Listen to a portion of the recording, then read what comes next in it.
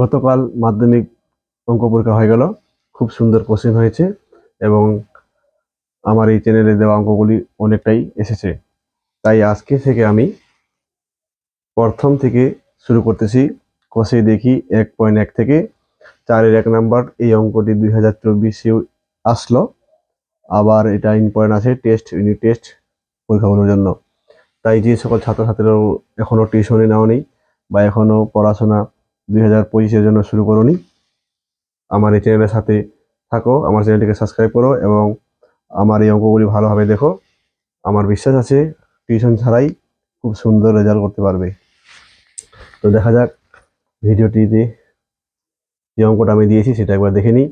a-2 into x² plus 3x plus 5 সমান সমান 0 সমীকরণটি এ এর কোন মানের জন্য দ্বিঘাত সমীকরণ হবে না তা নির্ণয় করি।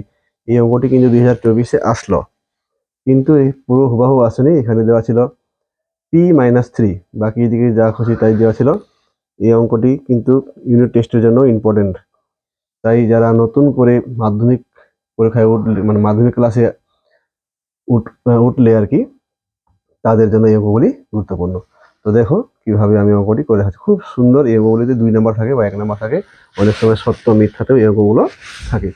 তাহলে দেখো a-2, এই বলছে এর কোন মানের জন্য, তাই a-2 আছে সেটাই আমাদের লিখতে হবে। তাছাড়া এখানে বলা আছে দ্বিঘাত সমীকরণ হবে না, তাই এই যে দ্বিঘাত মানে যার পাওয়ার 2, এখান থেকে এটা হবে না, তাহলে a-2 হবে ইকুয়াল টু 0। এবার তাহলে হবে a সমান সমান 2, এটা মাইনাসটা কি হয়ে যাবে প্লাস, এইটাই হলো অ্যান্সার।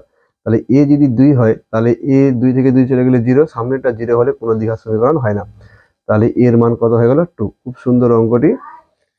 বুঝতে না পারলে কমেন্ট করে বসে জানাবে, বুঝতে পারলেও কমেন্ট করে জানাবে। আর ভালো লাগলে চ্যানেলটিকে সাবস্ক্রাইব করবেন, অঙ্কটিকে লাইক করবেন। ধন্যবাদ।